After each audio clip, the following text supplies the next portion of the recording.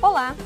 Ela não pode ser diagnosticada por meio de exames, é silenciosa e pode levar ao óbito. Nós estamos falando da depressão, que atinge 350 milhões de pessoas no mundo, segundo a Organização Mundial da Saúde. Esse é o tema do Conexão Saúde de hoje, que vai falar sobre o diagnóstico e os passos para superar a depressão. E quem nos ajuda a entender melhor esse assunto durante o programa é Janine Monteiro, professora de graduação e de pós-graduação em psicologia da Unicinos, e também Nadir Lara Júnior, professor do curso de Ciências Sociais da Universidade.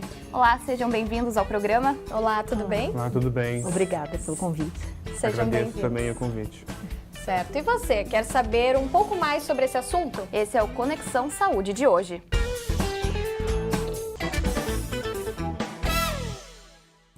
Nós começamos esta edição do Conexão Saúde com uma pergunta. Você considera a depressão uma doença? A nossa equipe foi às ruas saber a opinião das pessoas sobre este assunto. Confira. A senhora considera então a depressão uma doença? E se você considera, então, quais os sintomas a senhora acha que a depressão tem? É que a depressão é ela causa assim, um isolamento na pessoa, uma tristeza, não quer mais, parece que viver, né? Se isola e não quer mais participar nada da vida. É uma doença porque a pessoa chora muito, ela não tem vontade de fazer nada, só umas querem dormir, outras querem se morrer. E tem diversas formas de sentir, como é que eu vou dizer, diversas formas que se manifesta, né? Eu acho que seria mais um estado de espírito, né? Um estado de espírito. Se a pessoa tiver a cabeça ocupada com mais coisas, atividade física, em outros momentos, ela não vai se sentir deprimida, não vai se sentir sozinha e vai conseguir superar o que pode sentir. Estado de espírito. E por quê? Por causa da multiplicação de amizades que não são sinceras. A pessoa no meio do povo se sente sozinha, no meio rodeada de amigos se sente sozinha. Porque ninguém é amigo de ninguém, é eu por mim e tu por ti. Bom, como a gente pode conferir, algumas pessoas acreditam que a depressão é uma doença, outras não acreditam muito nisso, né? É isso aí, professora Janine. Afinal, a depressão é uma doença? Do ponto de vista do estudo das doenças, da psicopatologia, ela é considerada uma doença, sim. As pessoas que apresentam a depressão, elas podem ser diagnosticadas através de um conjunto de sintomas, né, que a pessoa desenvolve, e aí, a partir disso, ela pode buscar um tratamento que pode ser tanto medicamentoso, também psicoterapia, um tratamento de apoio para melhorar essa situação. Certo. Bom, e professor Nadir, muitas pessoas que sofrem com depressão enfrentam uma dificuldade que é fazer com que os outros entendam, né? E que ele mesmo entenda que isso é uma doença. Enfim, por que muitas vezes, né, a depressão ela ainda sofre uma espécie de preconceito ou tem tanto tabu em torno disso? Né? Tem várias questões envolvidas aí, porque eu acho que a pergunta é muito boa porque ela é muito complexa, né? Você tem que pensar sempre de várias dimensões. Então, o primeiro ponto que a gente tem que considerar é isso que a professora Janine falou, que ela tem um fundo psicopatológico que deve ser considerado. Então, muitas vezes as pessoas acham que é fingimento, que está brincando. Não, isso tem um fundo, tem estudos que comprovam isso. O segundo elemento que a gente se pergunta é por que nesse laço social, nessa sociedade que a gente vive, tem esse tipo de comentário que vocês colocaram. E esses e outras situações do cotidiano, e principalmente hoje as relações de trabalho, são as que mais é o fator desencadeante de muitas situações, né, de depressão. E outros elementos que estão colocados. Então, a depressão ele é um sintoma do sujeito, como é um sintoma provocado pela própria sociedade no sujeito. E quais os sintomas, professora Janine, de quem tem a depressão, né? Como é que a pessoa pode começar a perceber, ou até os familiares, amigos?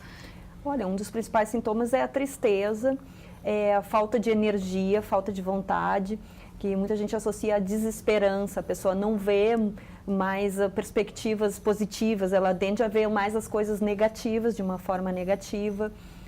Muitas vezes a pessoa se autoculpabilização, a pessoa se culpa pelas coisas que acontecem com ela. A depressão, quando mais grave, ela pode ter o risco de suicídio, né? Pode levar as pessoas a pensarem em cometer o suicídio, algumas se suicidam em função disso também, principalmente por essas questões. A pessoa não vê uma perspectiva de saída, às vezes, se ela não conseguir obter uma ajuda, né? É como se ela começasse a avaliar as coisas de uma forma mais negativa e se culpabilizar por isso e não ver mais as coisas boas que aconteciam antes. Certo. E como é que é feito, então, esse diagnóstico, né, pelos profissionais? E por que muitas vezes ele é um diagnóstico difícil de ser feito?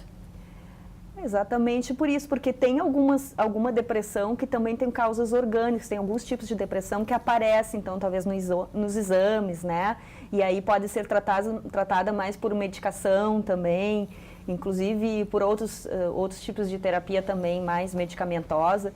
Mas, de qualquer forma, existem depressões onde a gente só vai notar que a pessoa está deprimida através do comportamento, da observação da pessoa. E, às vezes, assim, por exemplo, como o Nadir falou, no trabalho, por exemplo, às vezes a pessoa é julgada de que ela está fingindo, né? De que ela está inventando uma depressão para não ir trabalhar, por exemplo, né?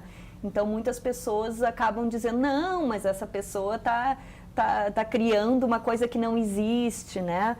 E para não precisar trabalhar, mas não necessariamente, né? A maior parte das pessoas não criam a depressão, né? Elas são abatidas por depressão por um conjunto de fatores que podem ser coisas até em relação a questões orgânicas, questões da vida da pessoa, como, né, coisas características delas que vão se potencializar, né, através das vivências que ela vai ter, e isso vai fazer ela se deprimir. Por exemplo, né, no trabalho, às vezes, uma situação difícil com um chefia, um colega difícil, metas muito difíceis de atingir, e aí a pessoa não consegue, e aí começa, então, a se culpabilizar, e aí pode vir a desenvolver um quadro depressivo, a perda de alguém significativo, várias situações podem levar ao desemprego, né, várias situações podem potencializar a depressão. Certo. Bom, e é importante lembrar também que essa doença ela pode atingir pessoas de qualquer idade, né? É isso mesmo, Joyce. No próximo bloco nós vamos mostrar o depoimento de um jovem de 20 anos que tem depressão. É um instante só, nós já voltamos. Voltamos a apresentar o Conexão Saúde. Segundo estimativas da OMS, em 20 anos a depressão será a doença mais comum no mundo. E ela pode atingir pessoas de qualquer idade. Você vai acompanhar agora o depoimento de um jovem de 20 anos que foi diagnosticado com depressão aos 18. Eu comecei o cursinho de medicina em 2013 e todo mundo sabe que entrar em medicina não é fácil. Exige muito de ti, exige muito sacrifício pessoal. E eu não gostava tanto da medicina assim para abdicar da minha vida. Então eu comecei a realmente sentir falta, sabe, de sair com os meus amigos. Eu realmente senti falta de ir pro cinema, de me divertir, e eu não tinha mais isso. Os meus amigos naquela época, muitos tentaram me ajudar, dizendo que era uma situação temporária, que se eu me esforçasse eu iria conseguir, mas falar é mais fácil do que fazer. E eu acabei, então, desistindo pela metade e voltei para o meu curso antigo na URGS. Eu não tinha autoestima, eu me olhava no espelho, eu não gostava do reflexo que eu via. Chegava vezes em que eu cuspia na frente do meu reflexo porque eu sentia nojo da pessoa que eu estava vendo. Eu não me sentia capaz de fazer nada, eu me sentia burro, eu via mais defeitos do que qualidades. Bom, o tratamento, eu busquei ajuda depois de um sonho que eu tive com uma amiga minha, essa minha amiga que faleceu, e eu acordei e foi meio que um estalo, e eu percebi que eu precisava de ajuda. Então eu fui atrás de psicóloga e eu comecei fazendo tratamentos com a minha psicóloga de Nova Petrópolis, e durante um tempo isso foi o suficiente, mas depois que as férias começaram, eu ficava muito tempo com um tempo ocioso e a minha depressão começou a piorar. Então, nesse momento, ela disse que seria bom eu ir atrás de um psiquiatra, e a gente começou um processo de tratamento que durou 2 ou 3 anos. Quando eu parei, então, o meu tratamento, ele disse que eu sempre tinha que estar em um monitoramento constante, porque a depressão pode voltar, assim, de uma hora para outra. Então, geralmente, eu corro, eu me alimento bem, tento, pelo menos, e faço academia todo dia. Então, são coisas assim que eu faço todo dia em um ritmo frequente para que eu deixe minha mente ocupada e porque é um exercício constante, não pensar e pensar naquilo tudo que eu já passei, pensar na dor que eu sentia, pensar naquilo que eu fazia para eliminar a minha dor, piora e às vezes tu entra num tempo ocioso de novo porque tu pensa nisso, relembra isso e aí tu desmorona, porque é um período muito negro da tua vida, muito tenso da tua vida. Bom, obrigada, Jonathan, por participar do programa e nós voltamos agora com os nossos entrevistados aqui no estúdio. Bom, professor Nadir, para a gente então entender um pouquinho melhor, né, como é que os fatores externos podem colaborar também no desencadeamento de uma depressão? Existem várias pesquisas já que demonstram que a sociedade contemporânea ela está organizada socialmente, politicamente, culturalmente, de tal maneira que está propiciando muito o desencadeamento de doenças de fundo psicológico, né? A depressão é uma delas. E eu acho que o outro elemento importante desse processo aí que desencadeia a depressão, então tem toda uma cultura que envolve isso que precisa ser pensada, né? A depressão é só o estopim de uma relação social que não anda assim tão adequada para que as pessoas possam viver, né? Por exemplo, cargas excessivas de trabalho, cargas excessivas de cobrança, modelos de desempenho postos quase de maneira inatingível.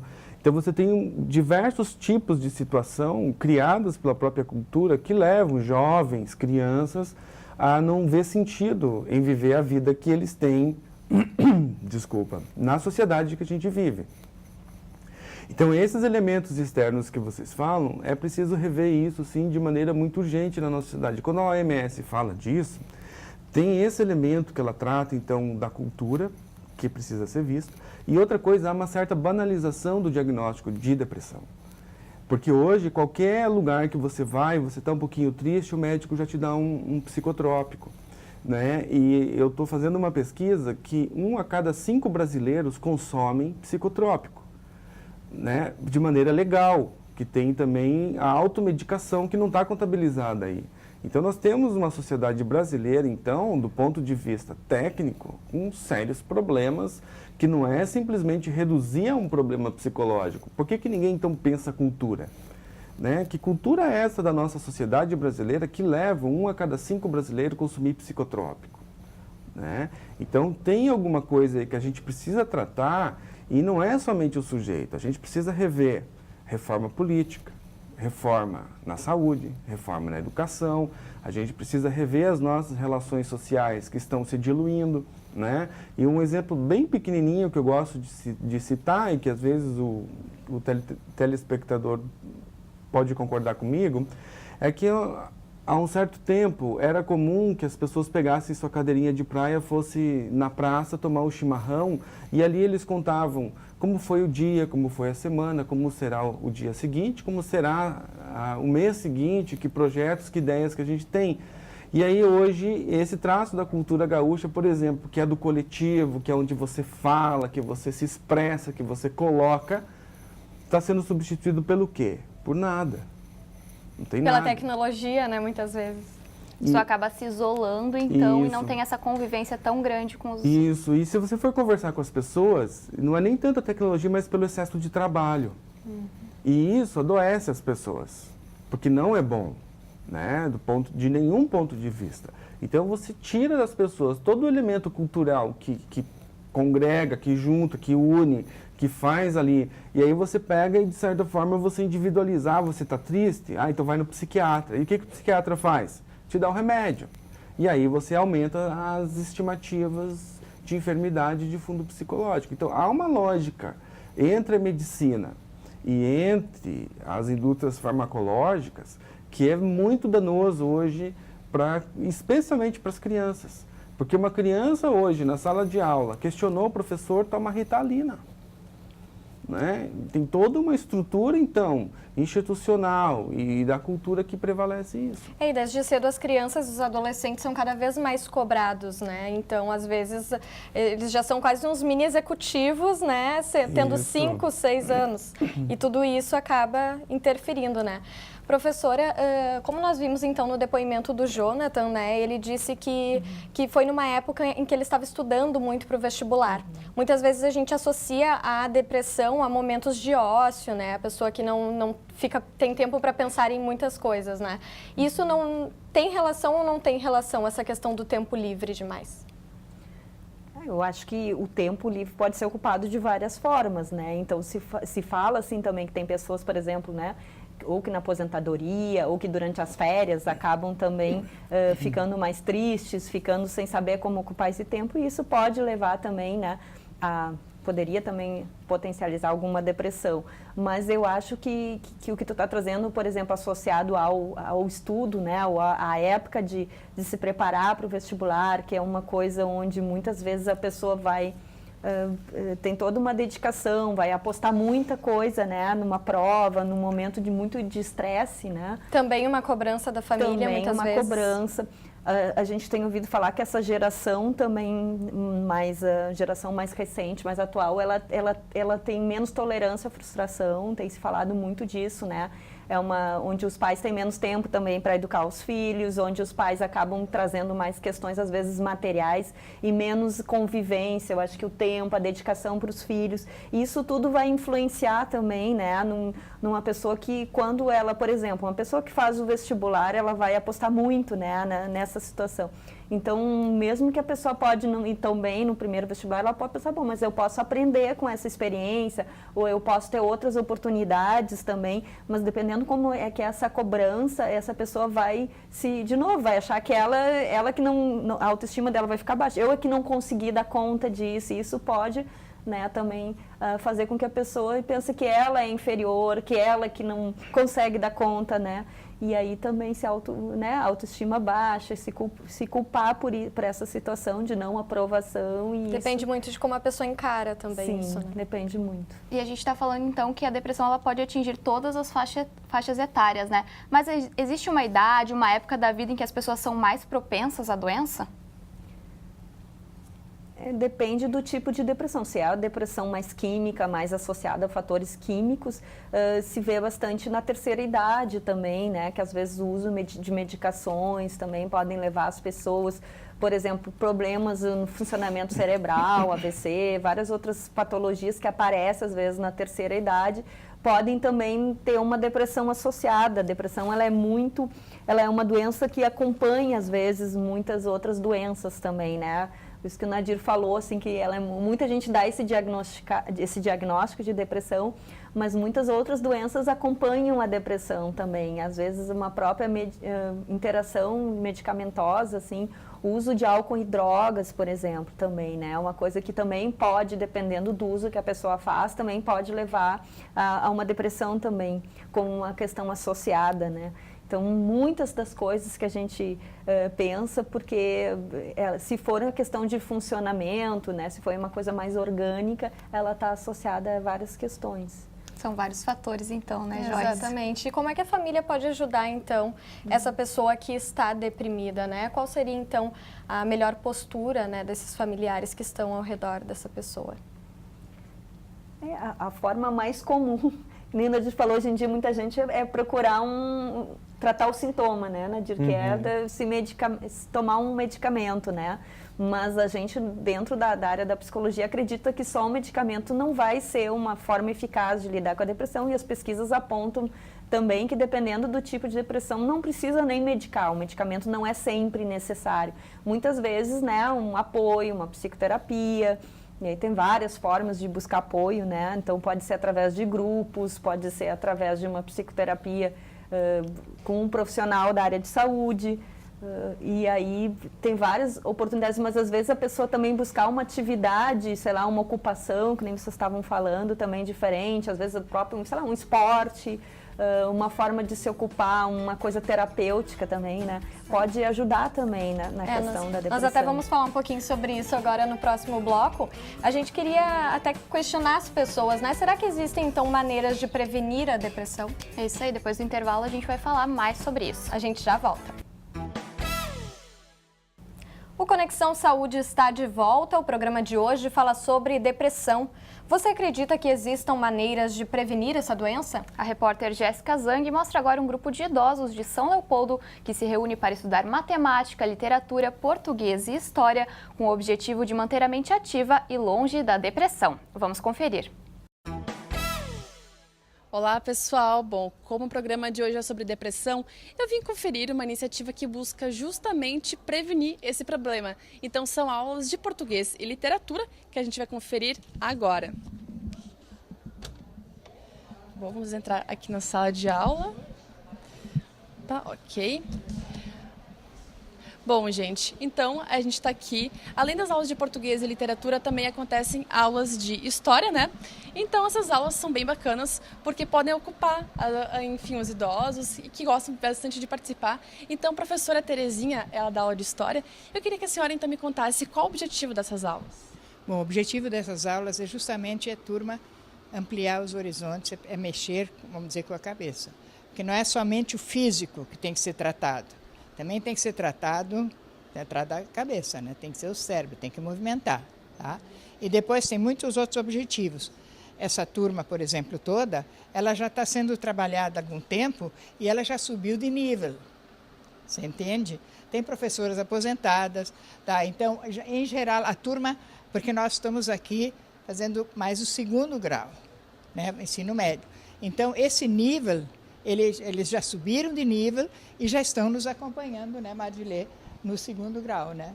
Então, e o objetivo é justamente tirar essa turma de casa, tirar da depressão, certo? E fazer elas criarem atividade. Bom, então essa aqui é a professora de português e literatura, a professora Marilê. Então, professora, me conta qual o conteúdo que está sendo trabalhado hoje. Hoje, nós estamos trabalhando leitura oral. Eu leio um texto, elas ouvem, leio 2, 3 vezes, tomam nota de alguma coisa de um verso, uma palavra, uma expressão que lhe agrade e explicam por que agrada. Então, é um trabalho de audição e memorização. Bom, e a senhora é poetisa também, né? E a senhora está trabalhando uma poesia com elas. Então me fala qual a importância também da poesia nesse processo de memória, de preservação da memória, enfim. É que a poesia, ela tem ritmo e rima. Então ela fica mais fácil de ser dita, de ser gravada. Ela apela mais para o sentimento, porque ela é escrita com mais sentimento. Então, a poesia chama, apela para a emoção. Tá ótimo. Bom, então assim, aqui tem muitos alunos também que vêm para essas aulas que já saíram da depressão. Como é o caso, então, da dona Lúcia. Ela tem 61 anos, saiu da depressão. Então me fala, Lúcia, qual a importância dessas aulas também para você? Olha, quando eu entrei aqui, eu entrei ainda numa fase de uma depressão bem aguda após um infarto. Mas aqui me senti muito bem, comecei a recordar os tempos de estudo, de português principalmente, concordância, falar corretamente, e de história, como a Terezinha gosta de colocar temas atuais com os passados. Então a gente consegue lembrar e relacionar. Aí se esquece os problemas, se fica em companhia boa da alegria. Bom, então essas aulas acontecem sempre nas segundas-feiras e além das aulas então de história, português e literatura, também tem a matemática, porque como a professora Terezinha falou, é sempre importante também exercitar bastante a cabeça. Eu quero aqui saber de outras 2 alunas que também participam, o que elas mais gostam dessas aulas, o que você mais gosta nessas aulas?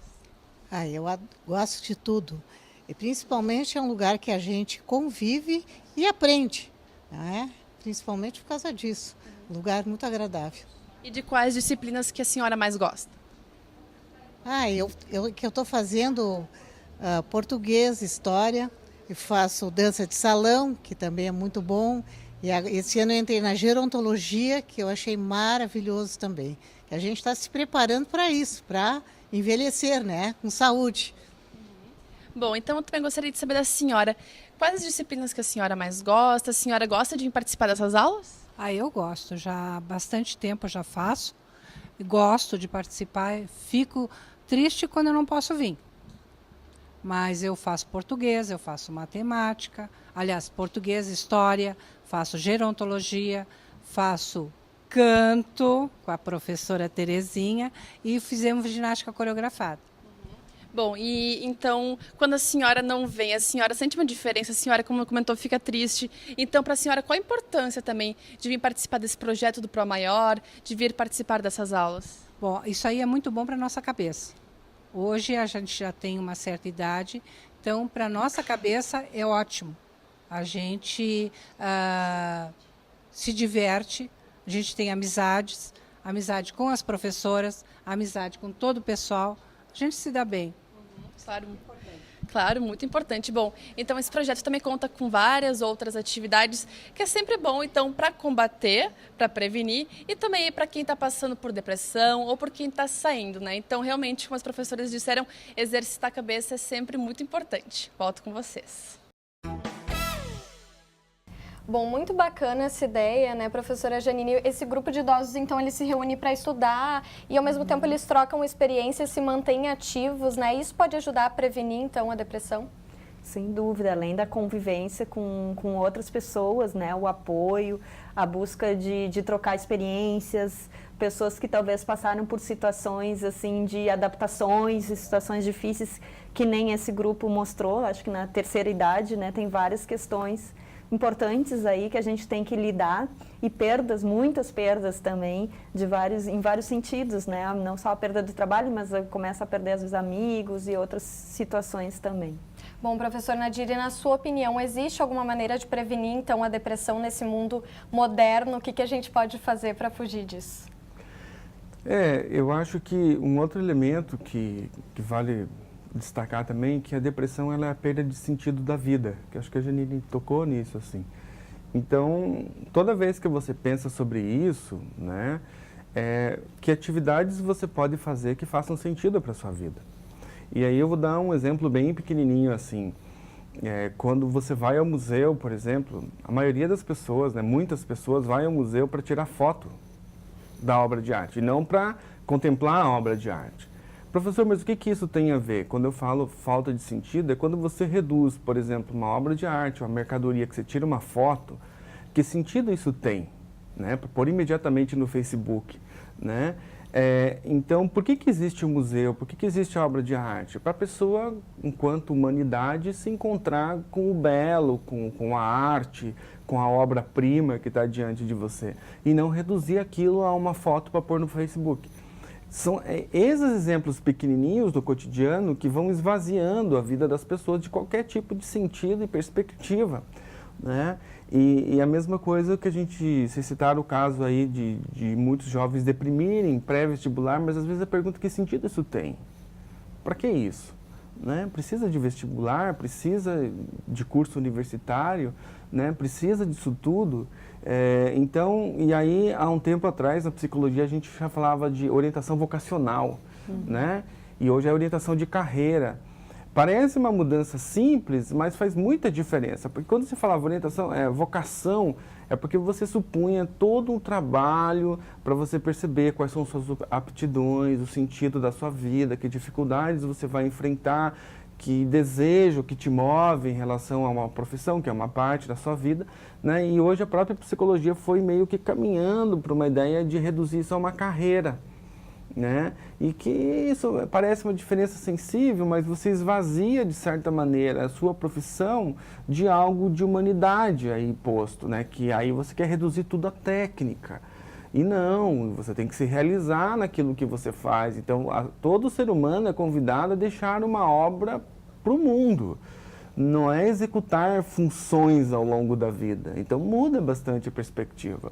Então, eu acho que um pouco que a gente pode pensar a nossa condição diante desses diversos fatores, né? Vivenciando um pouquinho, né, do dia a dia. E, professora, a gente já falou sobre alguns tratamentos, né, que existem diversos tratamentos, mas tem como curar a depressão? É uma boa pergunta.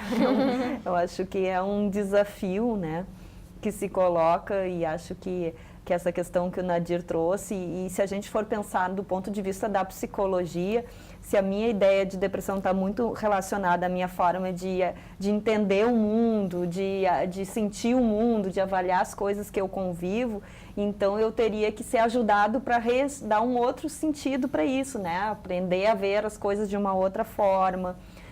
Talvez algumas questões importantes que a gente tenha realmente, eu acho que fazer algumas prevenções, eu acho que ter uma boa rede de apoio, eu acho que as redes de apoio, sim, que podem ser familiares, amigos, né, ou grupos que a pessoa pertença, eu acho que podem ser muito positivas nesse sentido, para que a pessoa não fique sozinha. Eu acho que a pior coisa quando a pessoa se coloca nessa condição de depressão é ficar sozinha.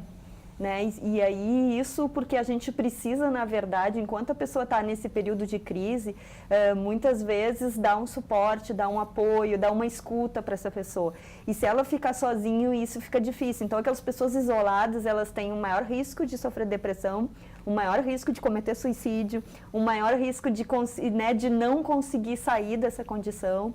E então, muitas vezes ajudando, né, eu acho que as pessoas mostrando o potencial que essa pessoa pode ter, que ela pode, sei lá, ter várias coisas positivas nela. Às vezes a pessoa está com a autoestima tão baixa, quando ela está deprimida, ela não consegue ver as coisas. Então, acho que né, essa rede pode ajudar a fazer isso.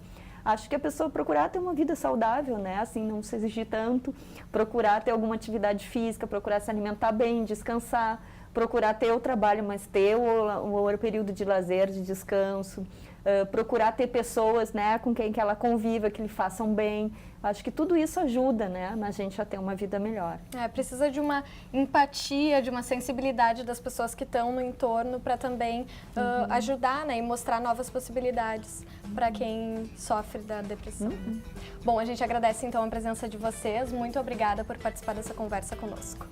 Até mais. Até a próxima.